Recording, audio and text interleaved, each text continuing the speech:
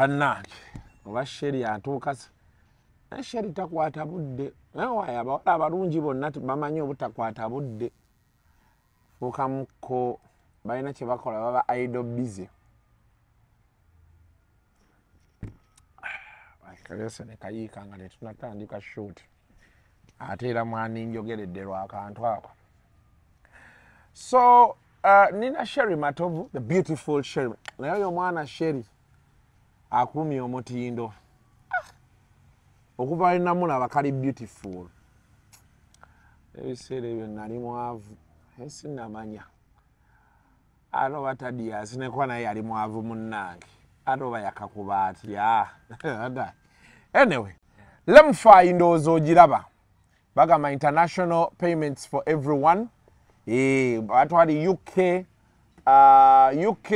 Canada USA international payments ng'oweereza sente e Uganda ojagenda downloading LMFi app rates tuzikyusa buli lunaku ne tuba competitive rates and charges nazo nungi waliwo abangamba mwawo ate LMFi app nziwa okukozesa tuli mugezaako gitereeza buli lunaku so gidownloading ate osobola okubeera nga osobola okuweereza abantu be Kampala sente ekinolaabe tukikwasaganya bannaffe aba Monia Slimming Tea bagamba nti gwe ayagala organic herbal tea agenda okuyamba okusala amasavu mu mubiri ogenda kwefunira Monia Slimming Tea akola atya tulina gundi za mirundi ebiri gyosobola eya ekirongo ogenda okwebaka neyo okumaca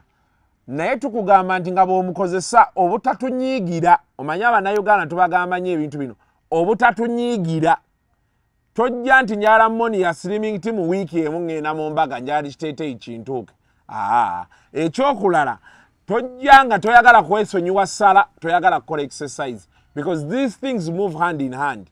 I know baadvertiser bayinza okuba bino sibe babiŋŋamba naye nze njagadde kugamba gwali eyo kuba abantu bange bakasukumba manyi bw'oba onookozesa Monia Slimming Tea ng'essala okyali nga nze sikugaana naye totandika okuŋŋa nti kasuku ebintu bikozesa nga tebikola essala olina oddikendeezaamu mukwano kuba tosobola kuba nti ate ekivaamu ozzaamu times 3 ekyokubiri kola ku exercise kwegamba omubiri gube nga gulina ekigisapootinga kubeera nti kikola ojja bakubira ku 0745 10 0000 ye 0745 10 0000 omukyala ajja akyali mu makeup abawala abalungi si bangu nomulindamu tulina gye tuyise eno ya breast cancer run ngenda gibagamba wali ne bano but tulina Ryan Air Express Cargo bano bagamba nti they move things from the world to Uganda kadi gwali eyo China UAE oyagala kuweereza bintu totandika bena ikasuku nyinaka muntu wejagala okuweereza naye siina jja nga tolina jja lwaki Ryan Air Global Express Cargo bali wali ku Nabugabo Street BBC Building ojja kuba bakubirako ku 0740 152331 ye 0740 152331 njagala okwebaza abantu ennaku zino amasimu ga Ryan Air Global Express Cargo mayitirivu kyengamba baadvertiser nti we are not magicians ojja oyagala olanga omwezi gumu ofunirewo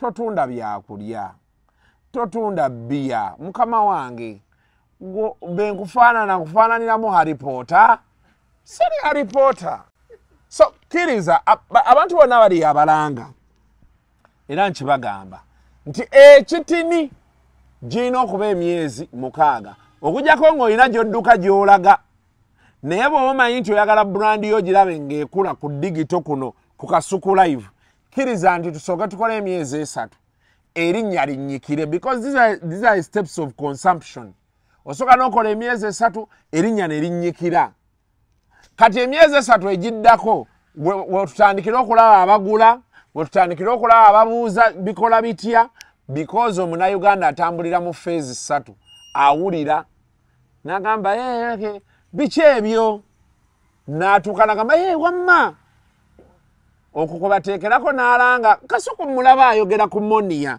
Kasuku ayogera ku Kamoga Property, ayogera ku Ryan Air Global Express. Kati then n'atuuka n'agamba ebintu bya Kasuku tuwagire Kasuku oba kati ebintu tubitegedde kati katugule ezo step. Kati mwe mujja wano papa oyina gy'olaga ne nkubuuza opapa ki? Naye ne ngamba waaye mu kibuga nnoonya ssente era bw'ojjangu ga Kasuku tujja kukolayo omwezi gumu nze nga nzikwata. Bw'otafunamu shawuli yaako, ekirungi abafunamu be basinga obungi. So bebo banaffe kati aba Ryan Global Air Express Cargo ekintu bakikwasaganya kitambula. Sheri nga tajja bannange tunaakola oba tetuukole ekinayo tulina okyebuuza. Gye ndisebo ogamba otya? Kwekali mbuulizaako awo booti essebo ogamba otya? Atugezaako bulamu bweyagala tebulina tabu. Sheri aliwa? Okay, mugambe nno tugenda tujja kgenda kuba nkyalina wano emboozi ya Kwezi yagambye mbu naye Kwezi kamulinda ajje wano. Kwezi yagambye mbu yaloota taamala emirundi. Junior n'amubuuza gwe atali wa famire oloota owaayo abasajja abo oli bwe nayogerako actually nakyaza bukyaza wano omuntu Muyanga nanyiigira sikyagala kwogera ku basajja bange kuba ate basajja bange. Muyanga musajja wange, Kwezi musajja wange, sikyagala nnyiiza mikwano gyange.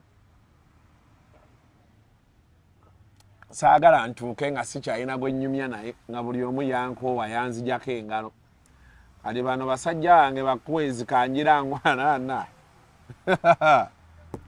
Ontenti ko abasajja bagambye nti ne aftermath ya mirundi tulina ogikama oba oyagala oba toyagala.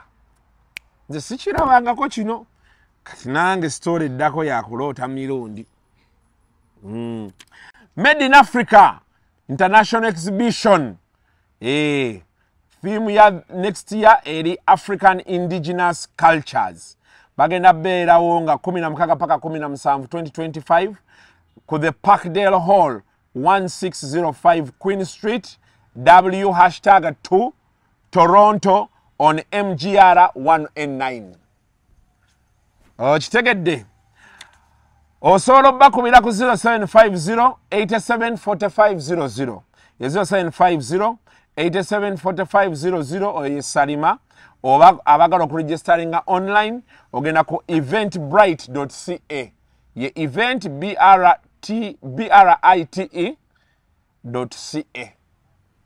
Banafa Made in Africa International Exhibition nga ate bagenda kuba badiscussinga African Indigenous Cultures. Bazungu nno baagala ebintu ebyo ndowooza beebo abantu baffe ndowooza otegedde abakazi ne bwe bafaanana.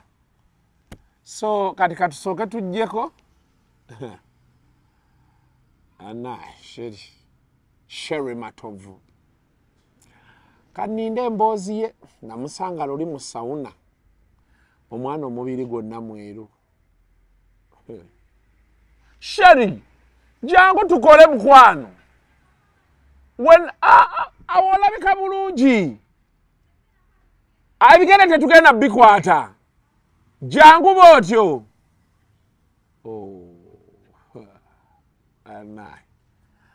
Aye akawala ako kaali kalungi nnyo kakyali kalungi naye ate omuntu atalaba ku Sheri wa 2011-12 tolina kyewalaba. Abasajja banyumiddwa obulamu bw'ensi eno naye Tadias wanyumirwa omwana oyo ebyo ebiseera ng'ali nayiivu ngakalabira naye Sheri oyo Sheri waffe akatebe kali wa producer kati andi twogedde omuwala omweru tokyategeera bannange leeta akatebe k'omuwala omweru byebyo ebintu Shalom byaggamba teeka wana My producer. Owulidde omuwala omweru tokyategeera. Is ordering your stock from China, Turkey and Dubai stressing you so much? Is it taking you months and months for you to get your stock? Just 1, 2, 3 and trade like a boss you are. 1. Talk to Iran Global Logistics on 0740 152 331. 2. Let us know whether it's sourcing or sending money to a supplier that you would want. 3. Enjoy our unmatched customer service. Trade like a boss with Ryan Global Logistics. Find us at Nabagabo Street, BBC Building, room N412. Call us on +256 740 152 331 or +86 180 723 935 15 or +86 132 502 156 85 or visit our website on www.rangloballogistics.biz. Rand Global Air Express Cargo. We move anything, anywhere. Omukyala omu ku bakyala 8 abali eyo abandaba ali mu katyabaga k'okufuna kookolo w'amabeere. Gwe naawe n'omwagalwawo ne bannyinaabo bali mu katyabaga k'obulwadde buno. Kyazuulibwa nti ebitundu 56 ku buli 100 eby'abakyala bafa kookolo abasinga bafudde kookolo w'amabeere. Faba Eric Cancer Initiative tuvuddeyo okubangula abakyala nga bakozesa okwekebera ewaka ebbeere lyabwe nga bazuula obubonero amangu obusobola okuteka mu katyabaga k'okufuna kookolo w'amabeere. Obadde okimanyi nti osobola okikola ng'oli wakaawo okunyiga ebbeere n'ozuula akayinja kalirimu, amasira agavaamu oba sayizi ebeekyuse ekisobola okukuteeka mu katyabaga k'okufuna kookolo. Okuzuula amangu kitaasa obulamu bwo. Twegatteko ng'okuba ku ssimu yaffe wansi tukusomese tukubangula steps ezisobola okutaasa obulamu bwo. Weewaawo n'okutugoberera ku mitimbagano gya Facebook, Instagram ne Twitter okufuna information ekwatagana ku bulwadde buno.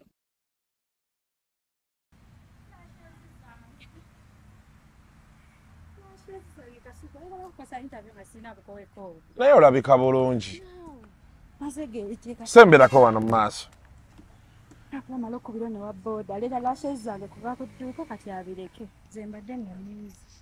Nkakuteekewa kano. Kankakuteeke wano bwe. Producer ali atyawo. Kati abadde aleeta bulashe naye kano akantu kooludde nako kano akawano. But you look good like this, Sherry. Abantu mbadde mbanyonnyola osanze natandise dda. Nga mbanyonnyola nti Sherry tosudde mutindo. Saasula mutindo. Nze kennyini nze bintu bya mutindo. Kati nyiza nti okwawukana n'omutindo. Nsanyusa okukola Sherry. Mukwano long time. Long time. Nkujjukiddemu wali nga tukyali bato. Naye Sherry bana. Sente olwabutaba na era abantu bagamba nnyo bane sente. You need to have money. Kasuku. Kubamba kuba na sente biseera ebyo senga oli waka wange ofumba. Kyogamba njagala nnyo sente. Kati waliwo omuntu atayagala sente Sherry. Kiki ekyagaana mu makati awo? Nali mwavu. Ng'ate oli mufumbe wa gondi. Bayagalika. Waliwo ebisaanyizo omwavu byalina okujja nabyo. Nga ki? Omwavu bwebiri ebisaanyizo betutunulamuko n'otunulamu n'ogamba oli mwavu naye amagezi mulimu mu mutwe. Nti yes oli mwavu naye neeyisa ye eri tuyinza okuba gwa omwavu atalina mpisa talina njogera kwegamba ng'oli awo atalina kisikiriza ku nga kwegamba omuntu talina nsonga lwaki alina okuba mwavu awuliriza omukakkamu. Naye Sherry byoyogera bya ddala osobola okwagala omusajja omwavu. Kati wano woli Sherry osobola okwagala omusajja omwavu. Kati wano wendi njagala nga alina kyangattako. Kuba luli bya luli. Kati nange munaye kye bangamba kyenkola. Naye kakati neetegerera kubanga mmanyi okunoonya. Kitegeeza olina okujja ng'olina kyogatta ku ttebo yange. Bw'oba tokiyina. Besti just tubeeraawo. Kwewabulagana tukoze tutya wano. Besti kitegeeza ki? Besti osobola okuba n'omuntu nga besti wo ng'osobola omuddukirako ku magezi some advice webityo kye tukoze tutya gosobola okubuulira. Naye muba mu area? Abamu abamu osobola ne bestiwo nga byonna mu bimala oba nga oli ku side emu eri. Okay. Nga tetunaba kugamba welcome to yet another edition of Kasuku Live. Producer, njagala video tuli bulungi. Saagala osombwe beautiful Sherry. Mukwate bulungi. Awe tuli wewo. Thank you very much. It's an honor okubeera nti nine Sherry Matovu. Sherry Matovu ye muwala gwe natunuuliranga edda. Ne ntunuulira omuwala ne ngamba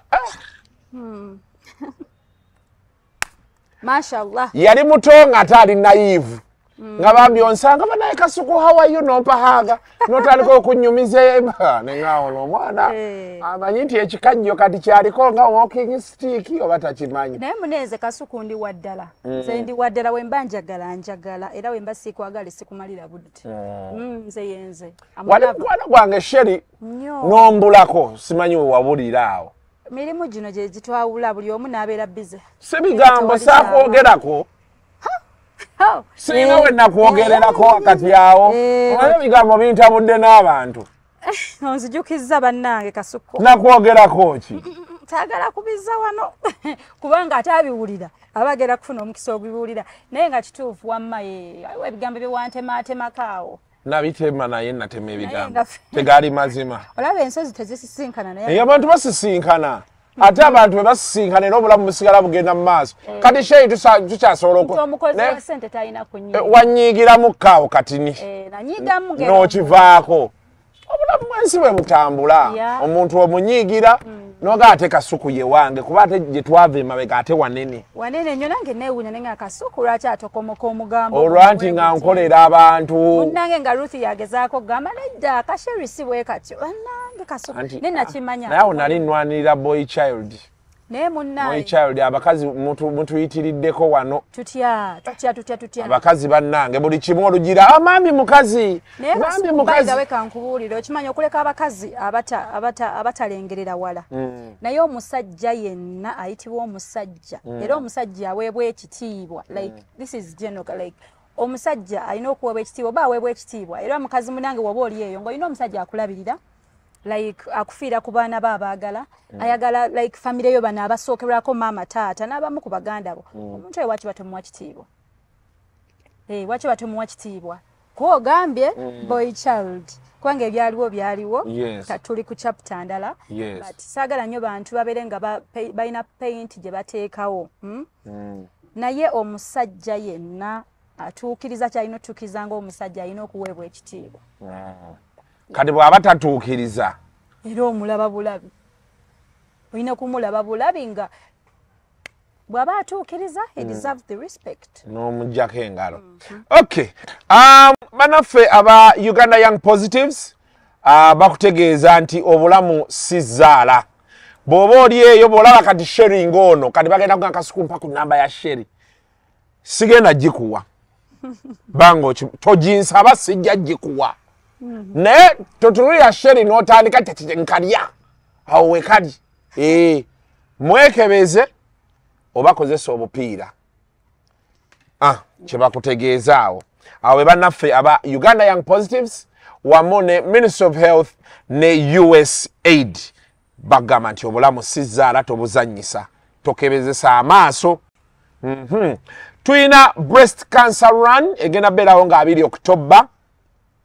Tugenda simbula wali ku Nakasero Primary School. Tuli mugezaako okugula motoka erimu mammogram. Milioni 10 emmotoka erimu mammogram. So that tugenda eyo mu byalo yonna y'otuuka ku bakyala. Mammogram kyuma kikebera mabeere okulaba oba oyina kansa. Nawe bakeko bannaye kasooke nkakebere wano kubanga nange kennyini wano akutudde oku obadde tokamanyi mammogram yino wano mammogram kikebera mabeere. Yes, so bannaffe aba Eric Cancer Initiative bategese breast cancer run. Manyi run muziraba nnyingi eya Rotary yo eri kujjanjaba n'ebiddako.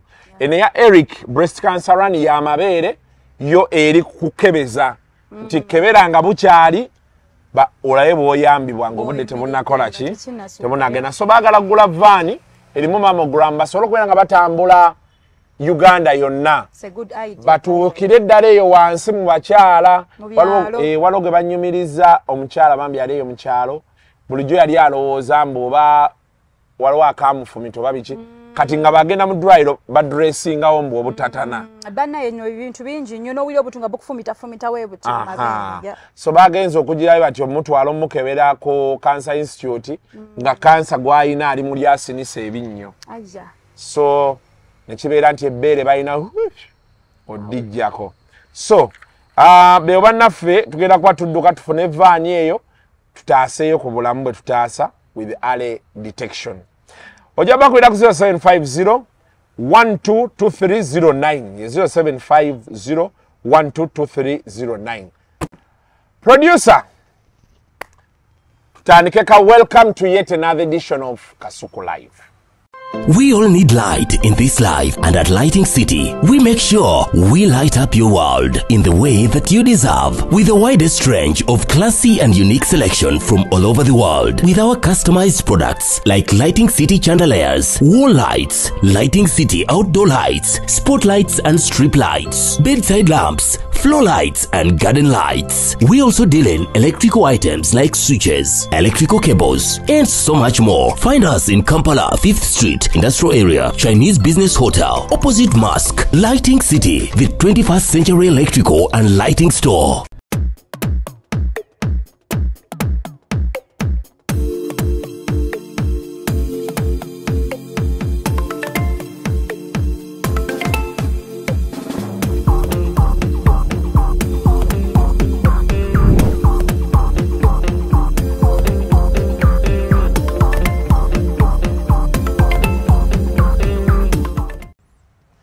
Yes, olunaku olwaleero nine Sherry Matovu, my friend from years ago. Essanyu lye nnina nti Sherry abantu nga mmwe nkyabalabako. Tulina abantu bangi bye tubadde nabo mu bizinensi eyo nga badda mu byalo. Abalala badda ku byeyo. Abalala badda ku byeyo. Kikulu nakyo ekyo. Naye ndi hapo okuba nti nkyakulabako. Nemedde e Kampala. Ate okyalabika bulungi. Mashallah. Bweza. Nakulabanga Sherry nga nkulabanga fala. Naive. Ngobeera ng'oli naive nga nkulaba obeeraawo nga yo innocent. Gye tusookera eyo abasinga kubanga oba toyinaamu nga tolina na kumanya bintu ng'olina ku studyinga mbeera mpolampola. Nagenda okulumu mba nkebera oba yali Instagram oba Facebook. Ngenda okulaba oli Dubai mu bikini. Ne ngamba assalamu alaikum bannange. Obulamu bulina otambula Kasuku. Tutuuka tutyawo. Awo like okuba mu bikini nga mpuga of course. E Dubai. Yeah, e Dubai by the way nayo branch y'ebizigo byange Sherry Creams. Eddeire era abantu bamanyiwo abaana abawala. Yes kati. Okozesa ebizigo. Ntunda bizigo. Ate gwe obikozesa. Nange nina okuba example okulabika obulungi. Naye oli mweru. Nze okuba dda nkulaba oli mweru. Mweru sefa seeteekako nnyo kwefiirako but just okukyamukamu ng'omuntu. Lightening. Yeah, kulighteninga mu kolosi no ibeera nga luli wamu nga kyekyo. Naye si bleaching nga kiri. Yes. So kati e Dubai natandika mpola abaana nga bampagira abaali wano manyi abasinga ne batambika kubanga bakuba ebyeyo.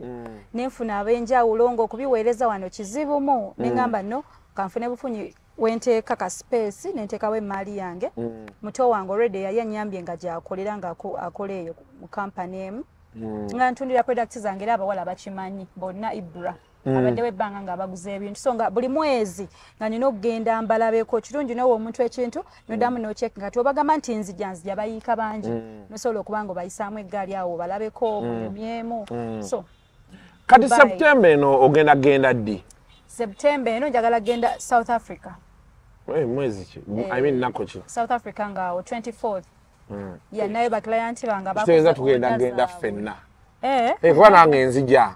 Nina emikolo gya mulongo, Thanksgiving ya mulongo. Abantu be South Africa bavuddeyo ne bagamba bagenda musiima around 21st September. Kati ate nze ngenda 24th. Hati era 24th nja kubaayo. King Shafik tujja. Tujja sente muzitegeke muziteke wali muzaawule ezaffe zaawuke. N'abasajja bannaye King Shafik Mani Power listed bulungi nnyo. Alisted. Alisted. Kakati gwa tali. Yagala kuweeyo nkalo. Nkalo. Bweza nnyo. Kati gwe boogere South Africa otuuki edduuka lyo liriwa? South Africa mami wange ne bamami bange actually bonna bamami bange abato bali South Africa era bakimanya abantu tine wentuuka butuusi bwenta promoter banyiga ngedda nga njakola music nga wentuuka nawe bakutusawe nga banninze olumpeeyo mulinga bamami banvuga bakola ki bakujjawo bantwala so bamami bange gye bali mami wange already naye products zange era azitunda yes kati wengenda kinkolera nnyo nga kati tuddeyo wali otuuka otya ku bikini wali wenkulabira ku bikini okuva ku sheri waffe kasoko nze ndi omukazi eyeyagala nze sayirumya sagala kwekuba bizibu ne wemba mbirina sagala bintu binfaanani that's the way to go toyina kuba bantu nakuyo so wemba ntambuddemu of course it's business nakweyagala kuwumuza ku birowoozo kati awo it's me time mbanyumirwa kati awo wenkulabira mu bikini wali otandise ebizigo so zaali ssente za bizigo ntandise ennyonyi nga ntunda bizigo kuba wanti twawulirako nti yafunye omusajja eyamututte so tebyali bituufu bambi nedda mbadde n'omusajja abantu ge bamanyi paka we twatuuka ne tulemerwa yensonga waki ne twalemererwanga nalwananga okukikola kibeerengawo yes nalwananga kasukulekerawo tewalwanako ate nalibadde enfumba eri ebbanga lye nafumba noŋŋamba bwe mwakyankalana awo towards covid tewaddamu lwana ate munange towards covid kati ate ebimuli nabiwaayo ddi anti awo ebimuli wabireeta luvannyuma okwano nedda nze nalwana amaka gange okubeerawo paka we natuuka nendabanga nfuuse ekisekererwa omanye ekimala kimala osobola okukolako kyokoze nomani olabanga ate kati ofuuse nga atalina mugaso tusobola okwogerako kaawo wakati tutandise Sheri Matovu ku Kasuku live tugenda kuba tujja here and there kati omukazi bw'ogamba nti nentuuka nga ndaba nfuuse ekisekererwa oba otegeeze kubanga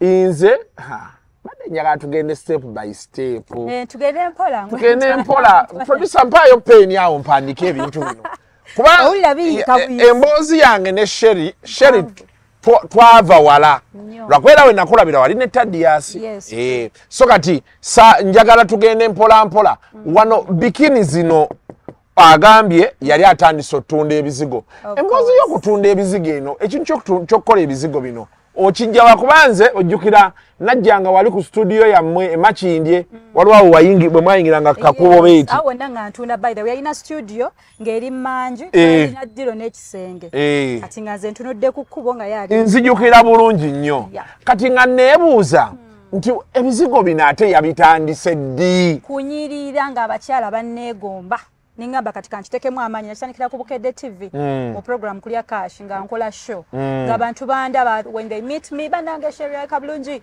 mama nanyunja biki wenjo era niko kubanga mba wakubye enkozesa nenda bange ekintu kikola mami wange nampa idea nangamba ne mwana wange singa otekamu kate ku magezi n'obisoma n'oyongera okubanga omanyi n'oyongerako kijja kukolya dhani okubeera mbukebekebe ngo wako bano we bati n'enkifuula omulimu kati lindako kati wagenda n'obisoma otekamu era obudde tosaamala gakola kintu kubanga wotandika ekintu ogetinga deep okuyingira ebirala byonna ova ku kino ekyogamba nti kwerusa kujjamu mbalabe n'ogenda ddala deep okumanya skin kati wano we nakulabiranga era wali aliya wali era oli ku bizigo of course mbadde ku bizigo all your life kwentambulidde paka ne habo until now okay so kati bizigo bye bikutwala byebintu e Dubai Kasuku oyina kyoyagala nedda oyina kyoyagala kimbuuze nedda Sheri nze sigenda because what I'm telling you is this you see Sheri you are my friend you are a very beautiful girl nkulaba awo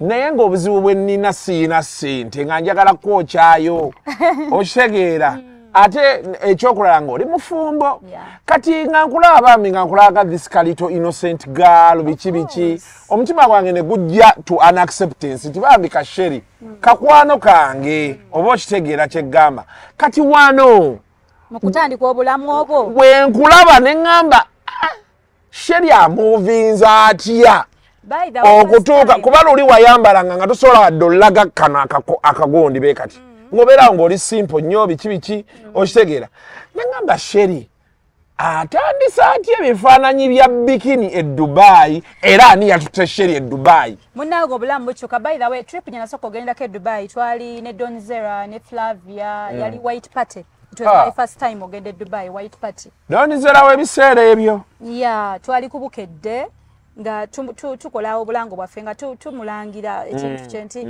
abe Dubai tujja ate nanga excitement yali nnene nga sirinyanga ku nyonyi. Yes, nga nkyesunga zenna biki so yali breakthrough yange ne ngenda ku white Donzera n'akuteeka ku Emirates ne tuyingira wekiro kyatandika naye nalaba ekifaananyi ekyo naye nga twali tugenze bambikola awo wennyini ngamba anko wange tasigaza era bwe kyali naye kyogamba omukazi yenna omufumu tayambaleko nga bw'alina kwambala okusinziira mu kifo ky'abaalimu. Anyway, so kati awo bw'ogenda ogusooka omanya nti kati muganda wo Ibra yaliyo noga nti kati obulamu nga bwe buli eno tetwasooka kirowoozaako nagenda ogusooka nensigala ng'era abantu mbaweereza wende kati omuntu nga bimuggwako mangu nga te nina okunoonya ddamu okulinnya okgenda nga abawala bambuuza Sherry bambi ebintu byampeddeko nkola ntya nga nina omuwaawo wiiki kyokka aba aguba omukazi aba akozesa ekiziga aba awulya Sherry obudde biki nentandika okusala plan muto wange nangamba ne sister olaba wemba ebintu bino mbiina mu keesi yange wano kiba kyangu nembimwa nagenda okulaba nga wali ka space katini buddeeka we beebakako ne tupangisaayo ekifo yekka room ng'agibeeramu yekka n'apangamu ebintu byange era nga abawala bagenda eyo ne bamu kati ayina room nga mwatundira ebintu paka kati yawumulamu yakomawo waliwo era omulala gwe nnakwasa era tenda Abdu era naye ayina waali naye kati gweosobodde otya okukola booti like toyina bipaapi abantu bakozesa ebizigo ate obugalo bufaanana birala ate biki neewe obudde ate ekintu nkimanyi engeri gyendi example saagala kuba bad example eri abakasitoma abantu yes neewe obudde and I do a lot of research okunoonyereza okumala kati Sherry yayimbako era okuyimba kwakomawa okuyimba kwampa breakthrough abantu okuntegeera n'okutuukako okufuna ku ttala lya TV. It was music.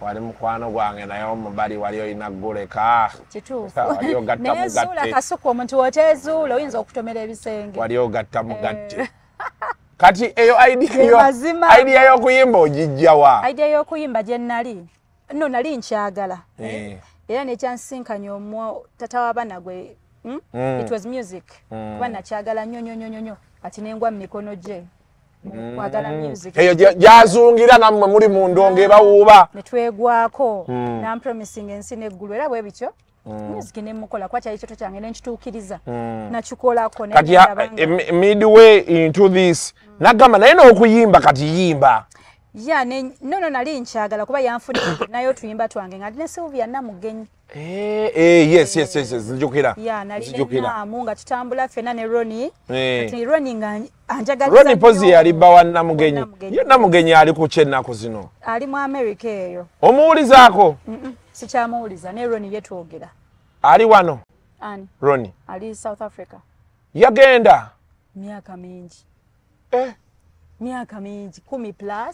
Sylvia Namugenyi nkubuuzaako nnyo ennamba zange zezo zolaba eziyitaawo nkubira actually mpereza ka WhatsApp oŋŋambe nze Sylvia Namugenyi abo baali bantu bange betwali ffenna ku street kuno nga tutoba tutandika mugagameera eyo nga mulaba ayimba naye omuwala oyo simanyi yalaga yakoowera ddala media n'abulira ddala ate ye media ayita alina gikoowa nga temuwandiikako bibi ebiseera ebyo ayita nabakutabuka nnyo nga you do your thing naye kati biralamuko kasuku mukisussaamuko tukiyisaawo mukivuga nnyo speed anti kati obuzibu tukolera bantu tulisa bubi emmere mututuze emmere ya tukolera bantu bwe buzibu bwokka obuliwo okay so kati omubali ogusuulirawa omubali ogwo ngukuba naye nga mpoya tekivaayo bulungi nga bwe mbiwulira we njagala obbiyimba mu mutwe nga si we mbiyimba mu studio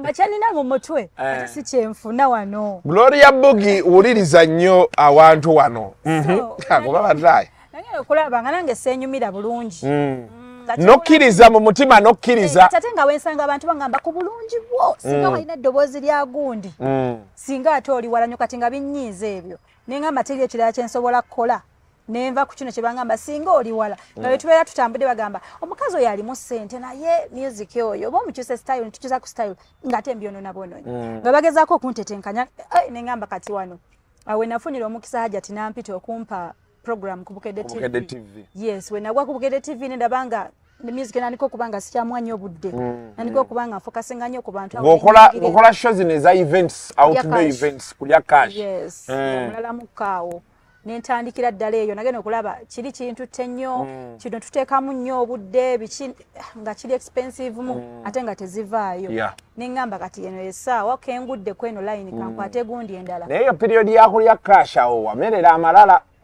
munangenze amalala g'abakyala sigana amalala mbosiba biki naye ngamba waliwo otukanga ogyewulira awo level zambuka kuba omanyi mu bulamu ffenna tunange nina bakyali bange nga nabajjako engalo ng'olaba tebigatta anti olaba mu bulamu olina okukkiriza nti kati eyo tetukyali ku level y'emu buli lw'omulemerako ate akusika akuzza wansi kati awo nakulabanga abantu tokyatwewa nnyo ogenda osala omanyi kasuku abantu abamu batobejjeeko bwejja waliwo abatwejjako nga nabo balaba tebikyagatta nga bwe batusuubira otukomya balaba speed nnene kati ne bafunamu akasajja bafuna akasajja batandika bokka okwejjako ogenda okulaba omukubira essimu alabanga ye atakyafitinga wooli abantu abamu tetubejjako bwejja be batwejjako level zambuka nga balaba tebakyajjamu kirungi omuntu n'arealizing nti kati ono takyali level yange n'agyesonyiwa n'agireka kati wakolerako ne ku radio ya Sebagala ya Kiss FM bali bakuwadde awo mid morning nali nkola kuva ssaawa 4 paka 10 Joel Saabirye awo ng'okyalira ku Bukedde nali mbigatta bibiri bye hasonze kasuku kati awo kyekyabaawo kooti bwe yasalawo nti radio yavaako obuzibu nga bagiwummuza naffe bwetyo buli omu neyeenoonya radio bagiwummuza buwummuza kati awo ate n'ombulako bupya nga sikyakuwulirirako ddala nsigala nga nwanira ku social media ku Bukedde TV nayo nali nvuddeyo nenzira ku Delta TV wakolako ku Delta TV ensasula era neekujjayo nga tezivaayo bulungi nga tebivaayo ng'ekibalo kyange kirala okusinziira ku kye nalimbala manyi Delta TV awo bagamba ensasula ebakalubi naye munnaye abaliyo ndowooza ndaba abaana bamu bakyaliyo kisinzira ebigendererwa byo basala ku bakozi kati balabika basasula n'ebigendererwa byo kasuka oyinza okuba mu kifo ng'olaba nga tekiggwa ng'oteguggwa ogubala teguggwa ate nze njagala nnyo ekintu nga nkwata ddala ekiwera so kati awo noga kati nodda ku Facebook nenzira ku Facebook nenjiribira okwo nnyo until now nobeera awo kati awo bwe twalabira zi stories addako awo zonna eziriwa wabula naye ndaba ebifaananyi ebyo nga bwe nkugambye mutima ne gwennyamiramu ne ngamba Sheri atandise okukola mu ttawuni manyi ebyo kyebayita okukola mu ttawuni awo ndi mabegamu anti okukola mu ttawuni kwe kweryamu naye nze kyemmanyi buli mukazi akulaakulanye nga tebamanyi wawajja ssente kwegwa omulimu ogumwambazibwawo bw'oba musajja bagamba oli mufere mubbi mufere oyo akolera ku online okwo oba seekyalinayo sugar mami amuteekamu ssente so ekyo kya bulijjo by the way anti omuntu alyoka okwogera kyaba ayagadde okusinziira ku ntegeerayo so naye tofunako like bagagagaga bakukwana of course even before of course like you've not been, but do you accept no kisinziira luli mbadde kisinziira omuntu engeri gyakusanzeemu oli singo oba toli singo kisinziira era luli mu previous relationship you were faithful of course nali nnyo nga n'okuloopa ndoopa nali nnyo waloopa nako nali mulaavu nze mba mulaavu nsiriwala bwekyekyo kizibu kye nnina until now love emmalamu ola kyenaga nti wali naive nakati kasuku when I fall in love emmalamu kyekyo kyobusiru kyensinga okuba nakyo nemikwano gyange kye baŋŋamba ne baŋŋamba naye Sheri si we bityo webikola kati abantu kye bandabako wano nekyendi ng'omuntu byanjawulo so kati obuzibu buvaawo olwo okuba kati awo tubadde otunnyonnyolera wali wobadde ogamba I've always wanted to ask I know byamabegamu nenze bulijjo njagala booza nfune answer kuba side eri nawulirako story yaayo eriwa mbuno ki eri side okay sa nawulira mbu wagenda ne driver mama mbu yakose okay banga nawulira mbu driver yakugamba ebigambo bwagamba ebigambo ndoza noga revenge kanji mukubire wano ngani ne driver no omuntu aba atali omuntu aba oba baita insecurities yeah omuntu amala okulumya ate bwamala okulumya takwagalako omuntu mala akusemberere okitegeera waliwo abasajja nga oba n'emikwano gyo toyagala gibe emikwano gyaffe omuntu eyo wona omukabira ebizibu olumu omuntu abeerawo ng'akwegomba kasuku ng'oli bba wange ne ng'olina bakyalibo ng'olina ng'egyompisaamu naye nga bakyalibo mubutuufu bo bakola ki banneegwanyiza nga balaba ne effort gye nteekamu nze okuba naawe by'okola nga bakumanyi nga bagamba teyandibadde gundi n'akola ki n'akola kino nga weemanyumiza byempitamu nabo okusinza bye baba balaba nga balaba tekiri fair, it's not a fair game. So kati omuntu asobola okuba n'ebigambo ebyakugamba ng'omuntu n'osalawo either you go with him oba tomutwala koze ebyo mbifunye nnyo koze ne mukazi alabika obulungi mbifuna nnyo ne bakugamba nti omusajja ne weesalirawo. So but why could you talk to someone else about whatever you're going through and not your man? Mwe mulinamu emputtu ate nga ffe abakyala okugondera omusajja n'otuula omusajja alina okuba nga akuwadde okutuukwe. Kati waliwo wekisukka ng'omuntu akyagala kuwa mu matu and kasuku waliwo abakazi abakola ennyo nga tukola nnyo nga you deserve some respect from your man okitegeera kati olumu ekintu ekyo wekigaana n'obeera ng'oddukidde mu bafamire kubanga mu bafamire mbeeramu omuntu bbaawo gwawuliriza n'ogaawe njogerako ne sisita wo ne babrala wo no yekyaliwo ow'okukido abantu abo ne batuka nga bagamba bannaaye ffe naffe takyatulize tumugamba ensonga bwette atubulookinga atukyawa nomala n'ogamba ne kati ndi mu position ki okitegeera n'osuulibwawo nomala omwaka mulamba ng'oli wekka n'ogamba naye n'ogezaako n'ogaawo banjogereko noono yekyaliwo ennyo nfanfe we ng'oli awo otandise okufuuka ekitagasa mu bantu obeetolodde odduse eno odduse eri onoonya buyambi onoonya omuntu wanaakuweera amatu akuwulirize. So but Sherry, a beautiful woman like you, okitegeera could you move to a full year? Kati ate mbuuza kati ndi wano era mmaze mwaka mulamba siraba musajja ndi awo anti mwayawukana kati nze muntu naagumiikiriza nze muntu agwa mu laavu n'ensiriwala nakikugambye zamwe lava ate ndi mukazi wa mazima nnyo bwe nsalawo nti kanjagala omuntu ono kyova olaba nze omusajja gwe njagadde nsaye mumanya saagala byakukuta kuba nina ebbuba saagala kunnyendako gwe njagadde mba njagala abantu bamanye nti Sherry ono bbaawe gwalina kati olyoka omusange n'omuwala omuwala akutegeere nga teri kwekwasa nti oyo ye muntu wange gwe nina kyobola bwe ndeetinga omuntu era abantu bagamba alidono yerere yoyo gwe mba njagala sirira muntu nze mu nkukutu ebyange biba mu kamera bwebyo bwentyo bwendi ndowooza muwulira bankukuta ndowooza okitegedde ojja n'ebbuto lyo ne babakuba ebifaananyi wali sente zo netuzirya nga ensi yonna emanyi nti sente zo zetukola ki but so what was the problem? Njagala kumanya kuba natula wansi omukulu saayogerako naye direct naye nina abantu abamu yali ayogera nabo abikutuukako nga ababuulira buki bakyali bange nga baana kati nenjagala obbabuuza nti problem eri ki wano kuba bangamba watuuka n'okayanira ennyumba y'emakindye ne bakugamba nti yiiyo tugikuwadde musajja n'abaako we yasula covid yenna kasuku okakasa ennyumba yani kati ani agirina right now tugende empola badde manyira ennyumba yagirina nawulira buwulize awo nze mukazi mukwana eyeesonyiwa nze neesonyiwa ate nene emitiya nena naye wali oyagalayo wange nazimbayo eyo be mutiyana wuwo si wa mukulu gange ng'omukyala nalaba nga nsusa ate nga sisobola akuliza abaana bange ku mizigo nkola nnyo okuwa abaana bange mirembe nti newe mbasaawo eno nfunye omusajja n'agamba mpasa abaana bange balina amaka gaabwe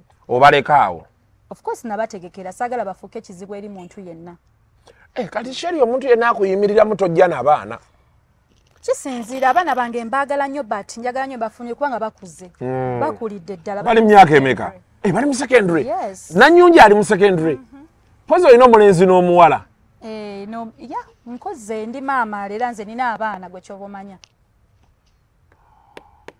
Sherry ekitegeeza wazaala oli muto kuba nze nakulaba oli muto ngate olwedde wazaala nazaala mangu olwaba okukwatagana n'omukulu we pata ndoza myezi 2 awo nenzaalira n'akwokya nenzaalirawo nenzira mu kuyonsa abasajja bannaasi tebandwisa kibola ebintu ebisinga nava ku ssomero mangu bwe nti muntu kumufuna myezi 2 kunfunisa lubuto okutuula kufumba nali so innocent kyoba nafumba erala emyaka mingi nga sina kyemmanyi buli kimu kati nkirabye envudde mu bufumbo ti kino omukazi akola kyoba abakazi abasinga weewa obudde nga tonayingira bufumbo buli kimu okikole ogenda oyingira olutalo luli oleme kuswalako bintu emagamba gundi yakikoze nga luli mu kwerabisa bwerabisa kati omuzibu bwali ki obuliwa ekyabatabulaawo ekisookerwako kuba mwatabuka aye n'otwala ebimuli wali mba ndikwanika ati nkulaba olina ebimuli ku bbiiti omukulu ammuka obusungu olwo nga bunnuma amba sheri kiki bamaaye waki yesibye ku musajja kubanga baatugamba nti omusajja yalayira awonna n'abawonna mala naye nga mbabuuza nti bannaye ishu eriki boy child muliko muwagira naye issue eriki kati gwe mwabiwulira akasuku gwe mukwogera wano problem yali ki yakugamba obuzibu buli ki kwa meeting zaatuula byonna era nafuba okulaba nga nkipinga obufumbo bwange I'm telling you on camera nafuba okitegera naye waliwo ndooza ekintu mukama kyakola ate nze ne mukazi omukkiriza mbajjajja bange yes mbakiririza munzikiriza nti wali akaseera ng'omuntu mwina kukomawo nga ne bwolwana otya bajjajjaabo kibogamba your ancestors oba omusajja bamukuba kiki kyaka nedda mukwano nedda yesituukayo ate netereza nganza omuntu siroga sisiranya sikola ntya nekolako nganza wekolako nga nekolako nganza omuntu so nzikiririza mbakama bange nti buli kiseera kiba ne end osobola okulwana n'olwana nga bo bagamba awo newona okola otya tukukomezaawo genda kati kukiddako omuntu asobola okubeerawo nga mulina mwenna ebigendererwa nga twalina ekigendererwa oba ebirooto mu ntandikwa kati fe abakazi olumu tuba n'emikisa egy'enjawulo n'olwana enzigi ne zitandika okweggula kumukumu okitegeera ku mukazi yes ku mukazi omukazi omukozi atali nti nno ntuula waka kutabuse piki kufumba naye omukazi ayiriba omukazi omukozi anoonya wannawali okimanyi kasuku waliyo abasajja abamu nga wayawukana n'omukazi addirira n'agwira ddala ekigo n'omusanga n'okusabiriza asabiriza ekyokulya kitegeeza abakazi abamu tuba banjawulo mu bulamu bwammwe nti osobola okuba kasuku ng'oli awo naye ng'olina mukyalawo nga wedde waka mutula ku tebo nga yakuvuga naye nga abantu tebakola ki tebakimanyi on camera nti bane nga bo balaba musajja kubanga ebintu bitambula nga mukyalawo obwongo buddukira ku speed ne bebi bwe tukola kino tebakikola tukola kino ya mulimu abakazi abali so fast ng'obwongo bwaffe buddukira ku speed kati omusajja ebiseera ebisinga abamu abasajja abamu batutya bw'osuka amagezi amangi abaakutya okitegeera abakutya alabanga etakyali safe bwogezaako omugamba bakankole kino abasajja bamu omukazi wafunako ku ssente labanga gwayiza akamanyiira tamuwuliriza ebintu ng'ebyo wammanga oluusi ayagala afune oyo gw'anaasobola okukola by'ayagala kati abakazi abamu twagala ekitiibwa nti nkola nnyo nkipingira ekitiibwa kyange kati abasajja abamu tebaagala babubira ekyo nakyo kikutte temwagala babu temwagala balaga nti tubaagala temwagala kubabuuzaako bebi oliwa bebi tulye batukulindeko munna tobuuza tokuba simu kitegeeza oyagala nkulekera obudde bwo bweyagale kati bwonsuulawo nga nze mukyalawo nina gwe wekka mwe mutusindikiriza mu bwenzi tompa budde toyagala mmanye wooli mune tukoleko sawo naffena nedda kino nedda tugendeko wano nedda kitegeeza olina byeweewala byokola ki byotambuza kati nze okwenda I rather kwesonyiwa bwesonyi negamba let me move on. You'd rather you move away. So, should we take it nti ebyotunyonyodde bwe byali ebizibu? Yeah, sagala genda so. Kuba bye ebintu biri simple. Biri minor ne sagala nyonyo genda so kuba bana bakuze. I know, but speaking about that, by the way, today on a more realistic manner, onakola ebisinzo tabula abakazi n'abasajja byebyo. Omukazi akola, omusajja akola, omusajja atuuse akwana alaba sikyagala alabika mu public noono omukazi alina abamukwana takyayagala kulabika nabbaawe naye kasuku waliyo abasajja abamu abenda naye ng'ayendesa magezi okitegeera nga alina engeri azannyamu kadzi ze nga tosobola nakumanya okitegeera ne wabaawo n'omuntu azannya kadzi nga neezo kadzi ate Nyana abakazi bakukubira ne bakukola ki? Akamanyira ako. Mulimu ebisukkamu n'ogamba naye kati kiba kisusse. Kiba kiyitiridde. Nze beautiful Sherry oli mu dressing mirror weeyambudde. Wenna oli mweru full body. Sima Sherry oli mweru. Naye oli mweru. Luli nakola ku sawuna. Ndi mukazi ayende. Nabina lyeru. Nzenna. Mujja kwendaba mu bikini. Nindako ngende South Africa nete. Bali musama bali muki? Bali musama kati. Yatandise. Onaawulira. Weetunuulidde oti weekyusiza loga naye. Omusajja kasooka kwatira ogamba oba siwooma. Oba nina ewabulamu. Oba sikya kubanga nze ntuka ne mbikubuuza n'obikubuuza bebe oyagala nkole ntya kati. Kati we wakyaganye we wabulamu. Like kikyenyo. Nindako Sherry. Osobola okubuuza omwami wo n'omubuuza nti kati obuwoomi tokyabuwulira. Kati oyo yenze. Wali wennyini nga tuli bane kati baby nkole ntya. Kiki ddala ekikwenza ggwe kiki? Mbeera upside down ng'akawundo bagiyita bad style. Okingambe mu kutu kwange kingambe kye mba nkyusaamu. So in other style zonna wazimuwa talina gy'ataalabako. Omukazi ayagala waliwo obeera nga kiwojjolooti ng'ali mu tayichi. Guno kumukuyimiridde. Omusajja kyenva nkugamba kyenva gamba nti abasajja abamu mulimu oba ebitabaliyo oba mulimu nze simanyi nakumanya abasajja abamu tebakyalina nabuwoomi bwe bawulirako nga ye alina kukebera bukebezi buli okitegedde. Abasajja abamu erimu ebintu bye tulowooza nti byebibakuba si byebibakuba. Kati abakazi twewa obudde nga ffe tunyirire.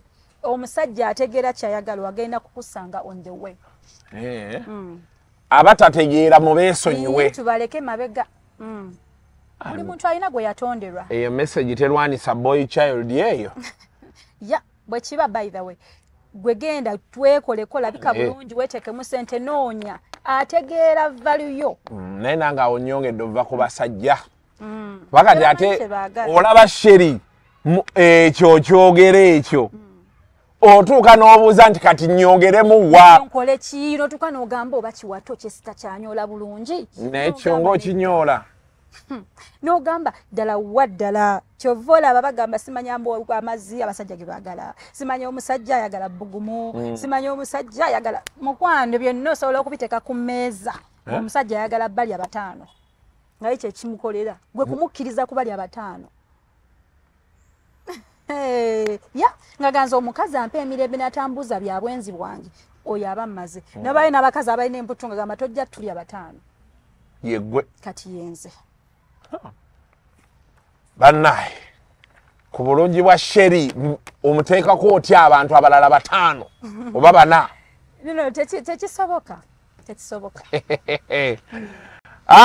Banaffe abakamoga property consultants nkomawo ku mboozi sinagita.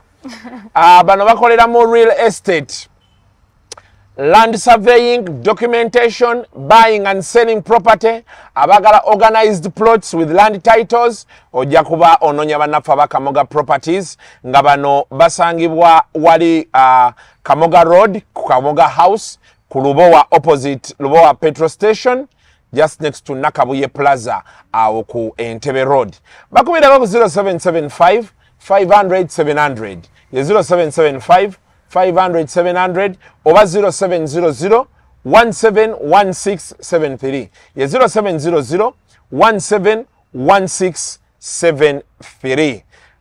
Tulina ne bannaffe aba Pride Microfinance.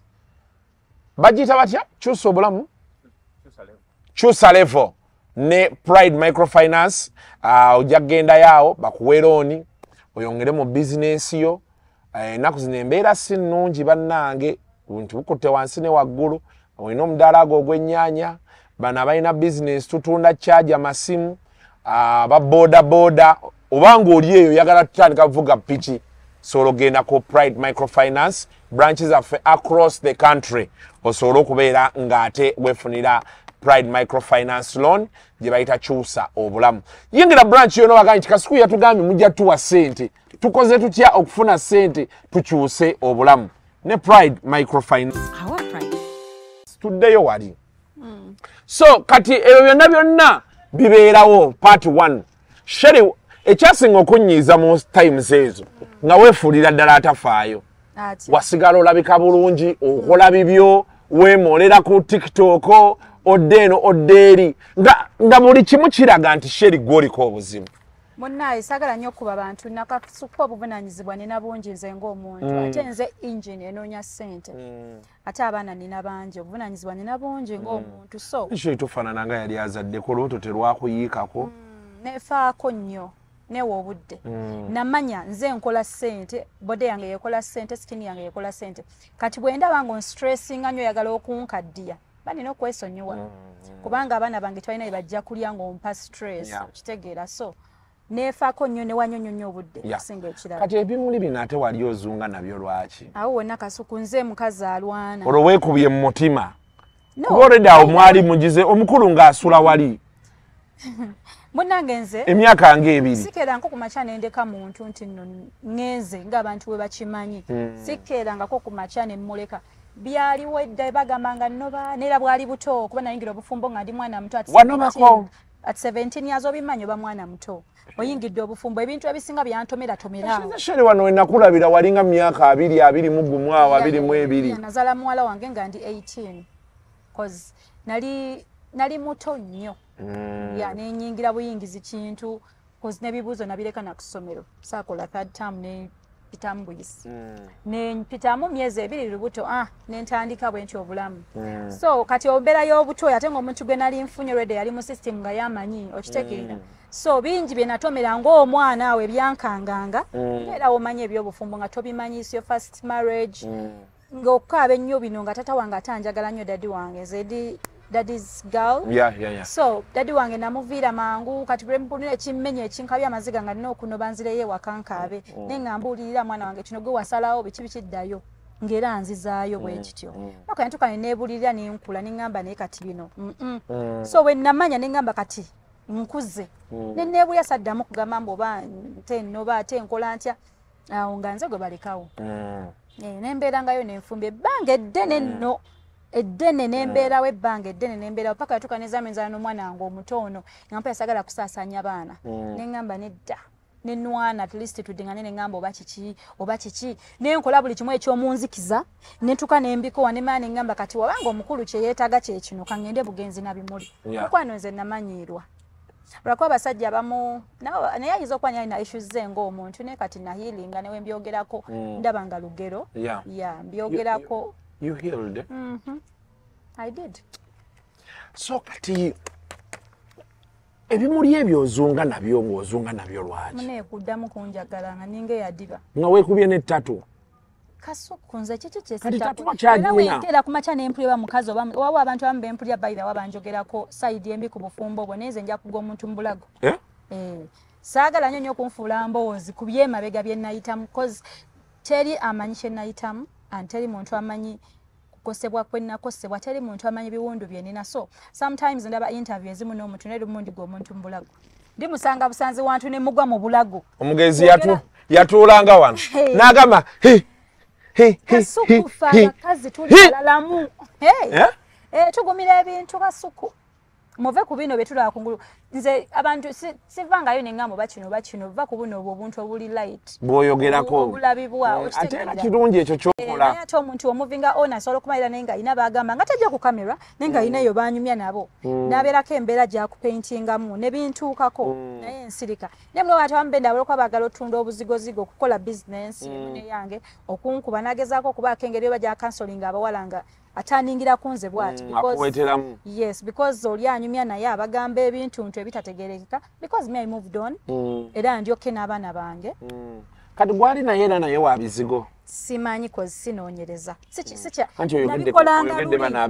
no waliwo omuntu golabanga alina layini zaleeta kasuku ng'ogamba ono ali kunze ekyo buli muntu okimanyi eyo ng'olina ekintu olimu omuntu gwowe n'ogamba ono nga takumensioninze naye ng'okimanya ali ku ggwe either akunoonya omuddemu obeeko woyoge n'ogane kansirike naye lumu oba ali bwamawulire oba ali baani ng'ayogera byatamanyi ndi mugwa mu bulago ogenda mugwa mu bulago kimala kimala bannaffe amawulire nga ali ku buzibu kati ate buli omu asigale so kati bino ebimuli wabitwala ng'olowegayirira laabu naye wali genuine because sheri nga kyekikukyusizza obwongo mukwano anti ze sikenako ku makya nenjagala bufumbo okuggwawo before nga nkyakirwanyisa okitegeera nga ndaba abaana bange bamanyidde dadi waabwe bakuze naye tebamanyi omuntu mulala obulamu obwo nga bwenjagala maama tata njaganyoza ebintu by'obufumbo oba ndi musiru njaganya ebintu bya maama taata afumba emmere abazze banfollowing ebbanga lyonna bo wabizannya nnyo nga muli bato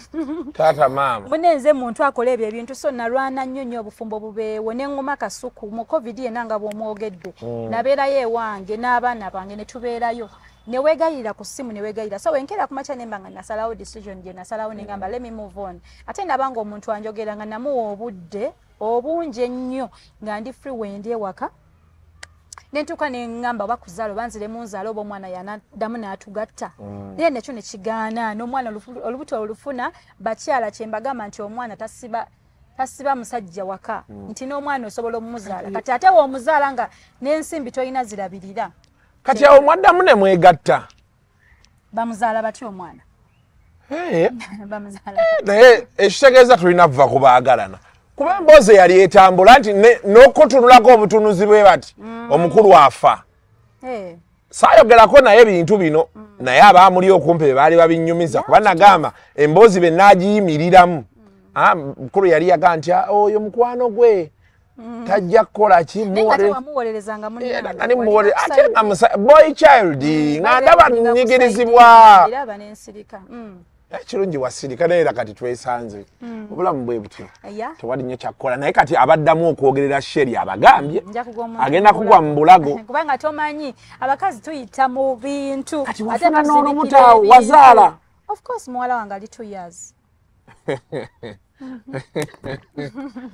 naye banaye fe abawalanirako tugenda kukomawa era simanyi buli muntu amanyininga ebizinensi ye banna nojja n'ogwa mu lutalo n'olupika kadi juzi twakaswalira mu lwa rape naye nze kyankolera ageza okuddamu olaba alina ebbinde kyeneebuuza leero natuday obeera eyo n'oyagala okwesonyiwa ekintu ogenda owulira omutima gugamba kasuku tokyogeddeeko olwo olutalo toluyingidde oyo muntu wo tokibaddeemukko nogaa kankiyingire nekikuwokya newa Nambwayo kyatwokyezza abaali bawagira Nambwayo bayidde omukazi yazzeeyo wabbaawe bali kasuku kyonna kikole nti toweesimbanga mu mukazi eyabuulirirwa oyinza okuba byolaba sheri byakola nekuba tatu wareva nga tomanyi kiki omutima gwange kyegusoma and kiki kyensobola okukolera omuntu nga nsazeewo to settle with someone so kati abakazi abamu balaba bulabyawo nolaba nga yekyangacanga nogamba ako biki naye ngaako mukwano nga tokasobola nga kalalamukko so ebintu ebimu bwe mbirowooza si bwe bibeera kati tatu wagikola otya mukwano era bulumi temwekuba tatu bulumi buli wano ku mukono nagisangulawo wagijjako yali yawano yali yeno ku mugongo bino yali yawano yiyo ndaba wagibikka najibikka kati mbadde ntiddemu nti bw'oba wagyekuba ku mugongo eno kale omuyaye baaba akupikira kuva mabega naye kaze mukulu kwatunudde ati ng'asinise naye kiki osobola kati okuŋŋamba kasuku simanyi ddala oyinza kuŋŋamba kimbusheri yakola atya so kati bw'okomyawo awo ebimuli omukulu n'agaana n'okita we nakomyawo ebimuli kwe kuzaala awo nza n'agamba owaayi kamuddireddiremukko ng'omukulu yakuddiraddiramuko bigambo byali bingi nabifunanga naye olwokuba nali innocent nali just real nze nsobola okulya ekigambo neŋŋamba nsobola okukirwanyisa nengezaako nkirwanise naye waliwo ebintu ebimu nga yentuuko so kati now you moved on with your life. I'm very okay. You're happy. Do you have a man in your life? I'm seeing someone naye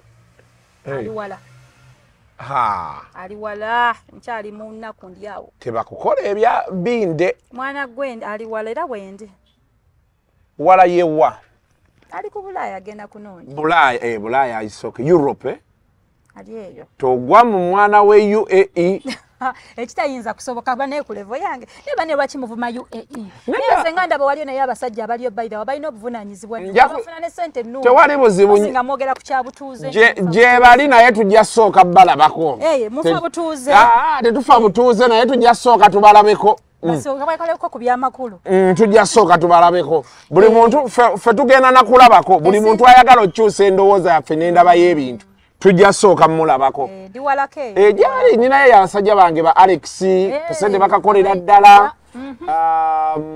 gye bali abaana bafunira ddala sente yes ninaye abasajja bange eyo mu UAE nga basinga n'abali e Canada ekyo solo kikiriza yali Justin kujogerako nti ofuna n'obutuuze naye abaana ne wano e Uganda kati tuli UAE wano e Kampala omanya abaana bali obulungi abasinga bali mu America kituufu nayo Richard Bira sajja yantwala Abu Dhabi awo nakujoga katanfe kasuku awugendawo kati linnya kukiri tambula wano sajja bamaanyi bali highly powerful gye bali naye tukugamba nti sooka weesonyiweyo eyo eyo sijendi naye siisa mu maaso omuntu wonna waali kubanga ne wano mu Uganda balina potential ffe tujjaga bayisaamu mukwano egaali mujazi kyewali kye bajja kukola kuba ate era ffe baabwe bwe banaamala otunyiigira era bakomewo ku kasuku kyoyogera kyekituufu balina otukwata ne batukalirira mukakaze nti kati aba UAE nabo ne tulyoka tubaga nti kati ate UAE yatabuse luno tebekwata bane mwekwate ku kiyugumyemu tebasobola nti bana UAE tebasobola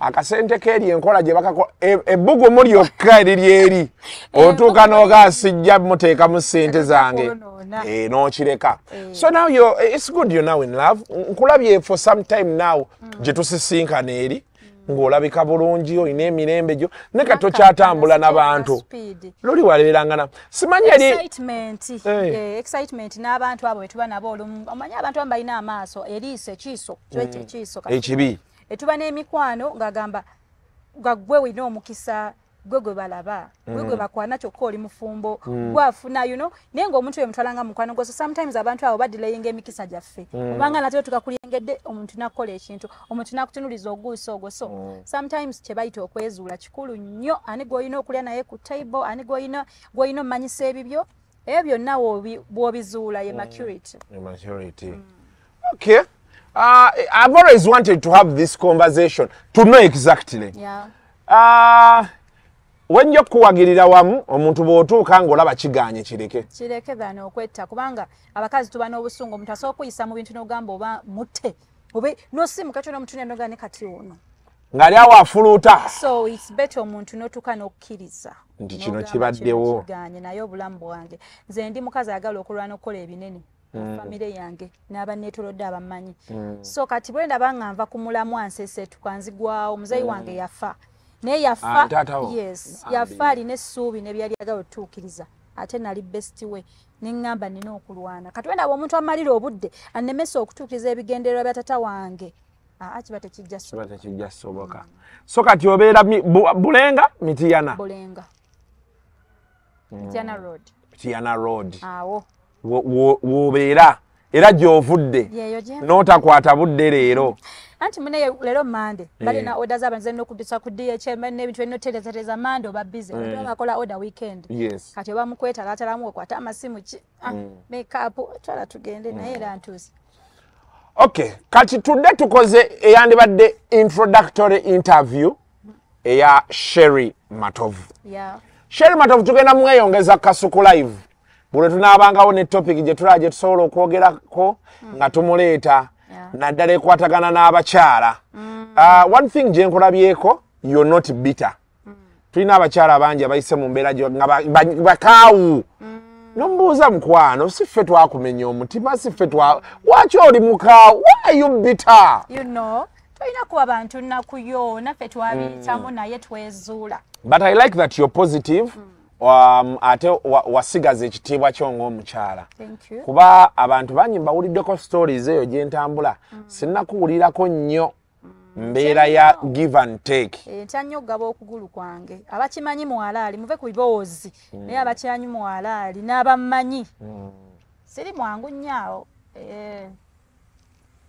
nooza okirabye so Sherry si mukozi wa mu town ate n'okola ekintu n'osalawo okole abakyala buli mukyala lwasalawo nti kati kankole enjawulo ebeera nnene kuba ebisinza otabula abakyala ennaku zino n'abaami kukola kw'abakyala naddala kati nga gwe embeera gy'olimu wajja oli naive bw'otandika okupiikinga nti kati kankole benti kanzire eno kanneeyongereko wano abasajja emirundi egisinga kitu challengingamu.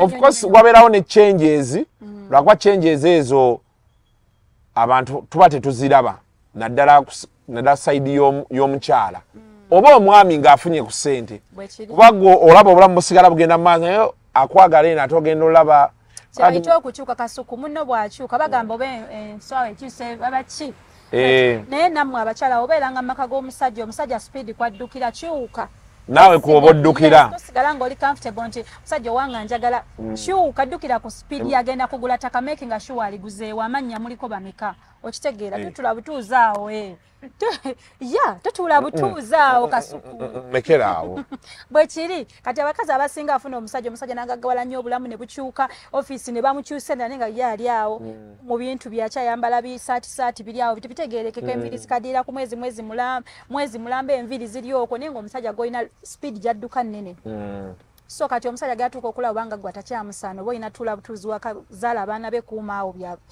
bya bugagga byawo tuula awo akutumenga butumi genda egindi okitegeke olina okulevelinga up obeere olabe nga mufaanagana omutindo gwaliko bbaawo kyekimu n'abasajja bw'ondaba nga ndi mukyalawo nga speed etandise naawe ezuukuka okole ebinnyumira onsikirize onkube nkwegombe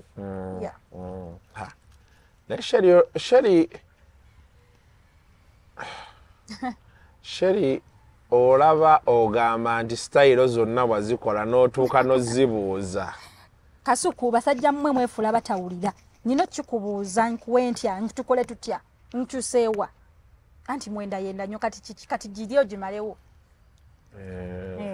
tulabe kale wano style bagiyita taiki mwagigezaako yeriwo eyo kuno okugulu kuyimirira kuno ne kubanga okukoze back straight kasuku zino style ze mulina okukola eza physicals bagiyita taiki noba fit leg here leg this manyi omukazi mu kaseera ako kiki atasobola kukola bannamudigu ng'olubuto luyiye bannamudigu baleke kusawayo okumatiza bbaawe agenda kubikola kasuku abakazi bannamudigu baleke ajjanga n'ebisambi byekutte beebiti tebisobola kweyawula leka totandika kusuulira bannamudigu ttawulo bakyala munyo kubikoza musaleko ku mubiri bannange muyitirivu ennyo okukweta n'okuvaamu olusu olutali lulungi emibiri bagirekera abasajja mibiri tusaleesaleko abasajja nammwe musale kasuku musale mutwanguyiza embeera mbeera egenda kunyumira nga nange gyenjagala gyenkuzza kola ebyenjagala ate nze kasitalo eri ku stiimu wanga ne kasuku osaze sayizi yeeyo ne mmanya wano sivaawo olina okusalasalamuko nyanguyize nange nkwegombe kasuku olina okunkuba kulengere ngambe yoyo wange omulabye nkunkuulire ate mukyala wange yangamba ye ayagala ndi masavu ate nga gooki alimba yanga njagala wenkane nga ndawusi ayagala kasuku okimanya abakazi naffe abasajja namwe mutugumya nonsanga nga nina byembulamu naye olwokuba tuyagala kummalamu ssuubi nga bebize byoli byenjagala aba akugumya tayagala kumalako mirembe gye kwegamba nkyuseemu nyongera okusala so byebyo nno bannange byetera obbaga nti obulamu tobuteekako nnyo maanyi kuba olaba style zitaiki zibati style kazi yewunzika n'atunula wansi amagulu gagali waggulu gati n'abanga akawundo abasajja si bye mwagala kwagala abakazi bawerako bakazi bangi kyekibakuba so in other words omukulu yakwendako kiri jeno naye ewayi biri jeno byo byetusanga naye ate wakyaliyo abaami nga bantu balamu ate kati wano Sheri wooli kati ensi wagitegeddera kuba oli alina okujjanga naye mugumu wakati togenda jjogebwa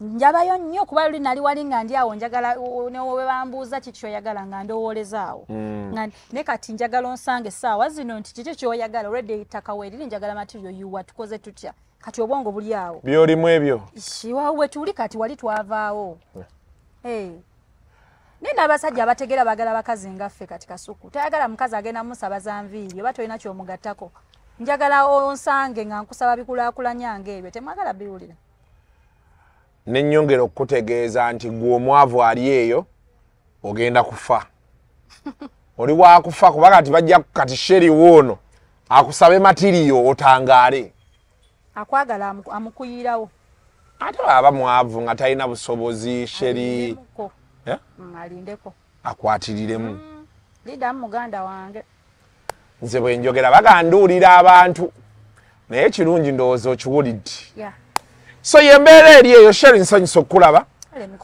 tugenda kuba tuweyongeza Sheri at least once a month naye nga client mbasomereko ku namba isi Sheri cream nyinza okugaana Sheri oyina logo yo tugikuteereko wano ku Sheri's cream njirina bulungi ogenda giwa omwana oyo tusome namba yo simu ayagala okumpagira business wise 0783 030 222 078 030 bili emirundi esatu Sheri Matovu. Bili emirundi esatu Sheri Matovu. Ate cream ye njajje recommendinga kuba agambye byakozesa naye. Naye kalabika bulungi konna kalinga byakulya. Thank you. So musajja afali e Europe sebo gwe bagambye nawe noonyako. Kuba ate kati ku nkoko yono nina okulyako. Gye tuvudde n'ensi wala. Yabati kibategeze Sheri. Tuvudde wala bakwa kasuko olumu akisussa n'ogamba oba kyali wange. Oba nimba oba naye nga byebyo mba nkolera abantu ze nkutegeera naye kati abantu mbatadde ku lulo ngenda kuba ku ggwe kunze kuba kati ze kigamba kye kituufu kati ndi team Sheri eri nalwanayo ko sina kye nafuna kati nzize eno osanga eno naafuna kyenfunye mubeere bulungi mweraba